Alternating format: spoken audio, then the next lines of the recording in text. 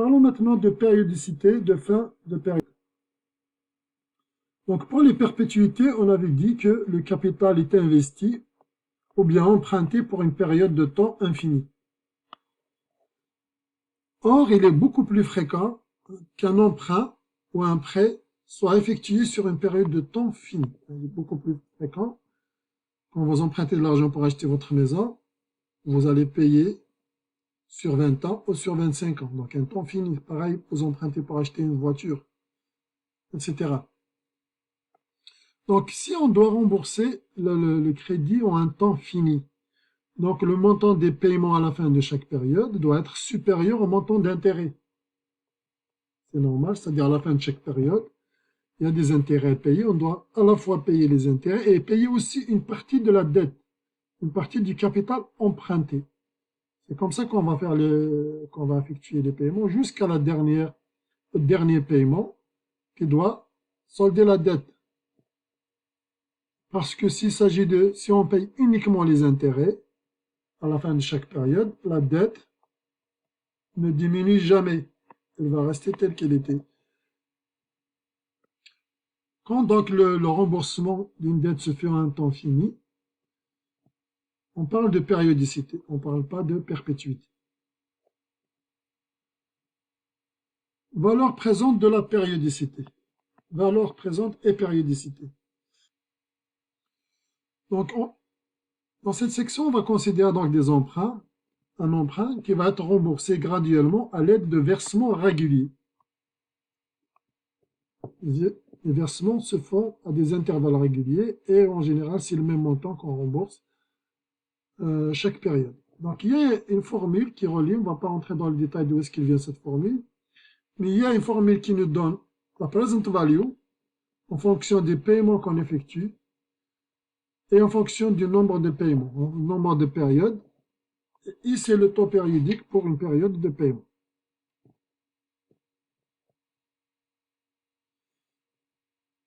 Voilà, et le montant total remboursé, bien sûr, c'est les paiements fois N, fois le nombre de périodes, le nombre de remboursements, puisque le paiement est constant, c'est le même sur toute la durée du crédit.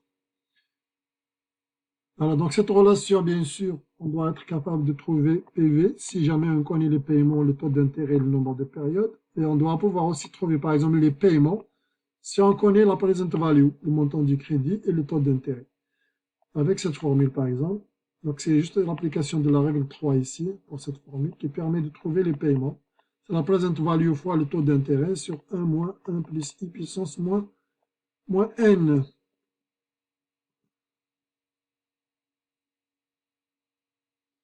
Donc ici, on a deux formules principales, celle-là, permet de trouver PV et PMT.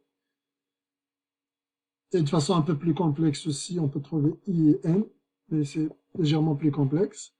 Et on peut aussi calculer le montant total remboursé, c'est les paiements fois le nombre de paiements. Faisons un exemple pour comprendre les choses. Si Méoné emprunte 8 000 $ à un taux de 3,4% capitalisé semestriellement, capitalisé 2 fois par année, une fois chaque 6 mois, sur une période de 5 ans. Donc la present value c'est 8 000, le taux nominal 3,4%, nombre de capitalisation 2 fois par année, le nombre total d'années c'est 5 ans, donc le nombre total de périodes 5 ans fois 2, puisque chaque année il y a 2 capitalisations. Ça donne 10 périodes au total. Le taux périodique pour 6 mois, c'est 1,7%. C'est le taux nominal sur le nombre de capitalisations. Ça, on l'a déjà vu. En regardant le schéma donc au début, il a emprunté 8 000 $. Cet argent rentre dans sa poche, donc une flèche vers le haut. C'est la present value. Il va effectuer des paiements dont le montant est inconnu, régulièrement, jusqu'au dernier paiement. La durée du prêt, c'est 5 ans. Au total, on a 10 périodes et le taux périodique 1,7%. 10 périodes une période, c'est égal à un semestre, 6 mois. On a 10 périodes puisqu'on a 5 ans. Voilà. Et la formule, on avait dit que le present value, c'est les paiements fois ça. Donc, il faut être capable de faire ce calcul avec votre calculatrice.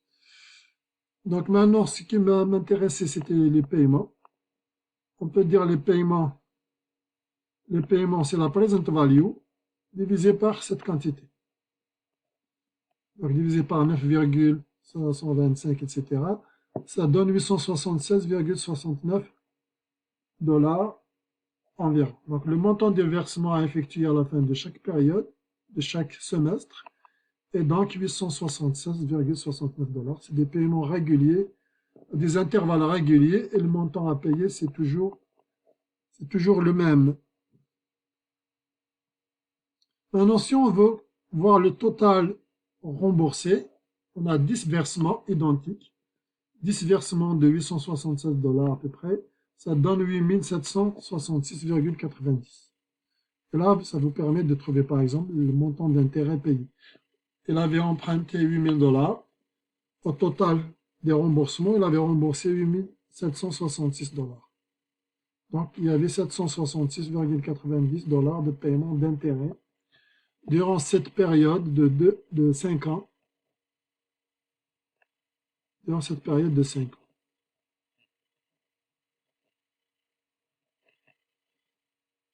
Voilà. Donc ici, on a trouvé les paiements, mais il arrive qu'on cherche, non pas les paiements, mais le present value, ou le taux d'intérêt, ou le nombre de périodes, etc. Donc ici, on a fait en fait les calculs avec la formule PO, avec cette formule qu'on vient de faire les calculs. Et il faut savoir faire ces calculs avec ces formules, en appliquant ces formules. Mais il est possible également de demander à la calculatrice de faire les calculs, de lui donner juste les éléments, les paramètres, et la calculatrice financière va faire les calculs pour vous-même. Dans ce cas-là, regardons l'exemple 6. Igor Bob vient de recevoir le dernier des 12 versements égaux que son frère lui devait pour le prêt qu'il lui a octroyé à un taux de 2,8% capitalisé trimestriellement. Donc on a un taux capitalisé 4 fois par année, sachant que le montant total remboursé par le frère est Igor. Donc on connaît le montant total, on connaît le nombre de versements, on connaît la durée du prêt, on connaît la période, etc. On connaît le nombre de versements et tout ça. Faisons les calculs, on pourra trouver les paiements d'abord, et puis on pourra trouver la valeur présente. Solution. Commençons par vider la mémoire. On a 12 versements effectués sur une période de 4 ans. Donc la période de versement, 12 versements sur 4 ans. Donc 12 fois 4 sur 12, donc c'est 4 mois. Une période. Donc il y a un versement chaque 4 mois. Un versement chaque 4 mois, puisqu'il y a 12 versements en 4 ans. Donc chaque 4 mois, un versement. Donc, on a 3 versements par année finalement. 3 versements par année. D'abord, on va convertir le taux 2,8% en taux effectif. Pourquoi? L'objectif, en fait, c'est qu'on avait un taux qui est capitalisé 4 fois par année. Et on a des paiements qui sont payés 3 fois par année, puisque chaque 4 mois, donc 3 fois par année. Les versements ont été effectués chaque 4 mois, 3 fois par année. Et la capitalisation 4 fois par année. Donc on a besoin d'un taux équivalent. 2,8% capitalisé 4 fois est équivalent à quel taux capitalisé 3 fois par année. On a besoin de cette information pour la périodicité. Parce que on est dans le cadre des périodicités générales où la période de capitalisation est différente de la période des versements. Donc, pour qu'on va faire cette conversion, on va convertir d'abord au taux effectif, puis le taux effectif vers un autre taux nominal avec une période de capitalisation différente. Commençons donc par le nombre de périodes 4. La touche XY, on donne le taux d'intérêt 2,8 ici, je le donne ici, 2,8. Deuxième fonction PV pour avoir le taux effectif.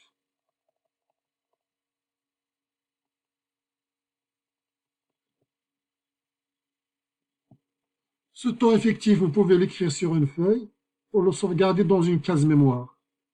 Ou si vous ne le faites pas, il y a une autre solution, c'est de la récupérer avec la touche alpha. La touche alpha récupère le dernier calcul effectué, qui n'avait pas été enregistré. Donc ici, on avait trouvé le taux effectif. On l'écrit sur une feuille, ici, c'est assez, s'il n'y a pas beaucoup de décimales. On l'enregistre dans une case mémoire qu'on va appeler par la suite. Ou bien on va faire la chose suivante. Regardons, je vais convertir maintenant ce taux effectif qu'on avait calculé en un taux nominal capitalisé 3 fois par année.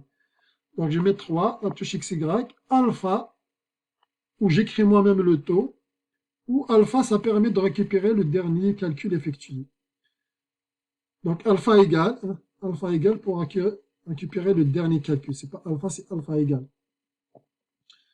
Deuxième fonction PMT. Deuxième fonction PMT nous permet d'obtenir le taux nominal capitalisé 3 fois par année. Donc, deuxième fonction PMT pour calculer l'APR. APR, en fait, c'est le taux nominal.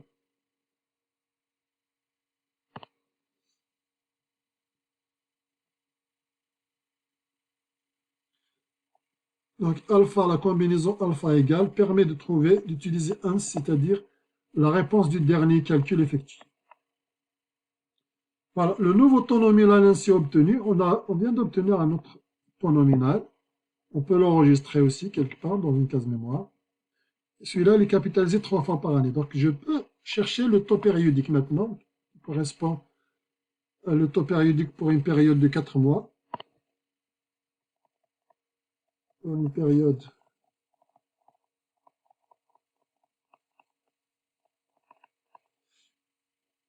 c'est ce taux-là, 0,93, etc.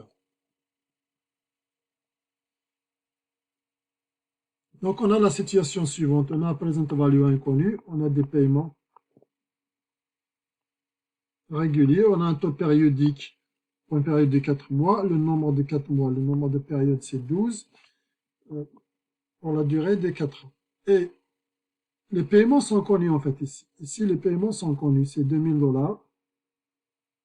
Les paiements sont donnés, je crois que c'était 2000 $. Non, ils ne sont pas donnés, mais on a donné le montant total.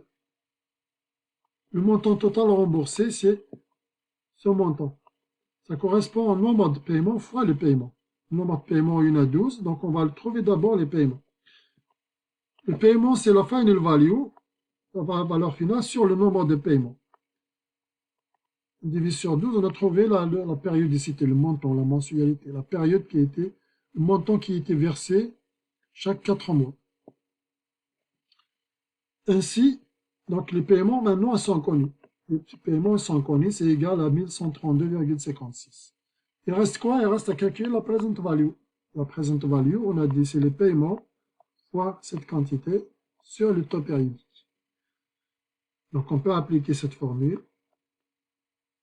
Et il faut vérifier tous ces calculs avec votre calculatrice. On va trouver la present value 12800,03. Donc 12800 à peu près, on va dire 12800. On risque d'avoir perdu quelques décimales au début. Donc environ 2800 $ en tous les cas, le montant de l'emprunt. Donc si dans cette situation, si vous faites un emprunt de 2800 $, que vous devez payer chaque 4 mois, etc., avec les mêmes taux, avec toutes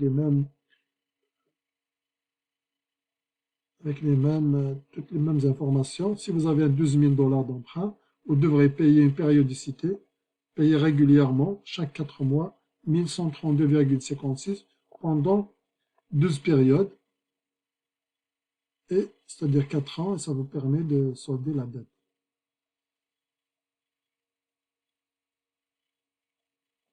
Donc ici également, dans cette situation, on a fait les calculs manuellement, mais on pourra les faire avec une calculatrice, la calculatrice financière.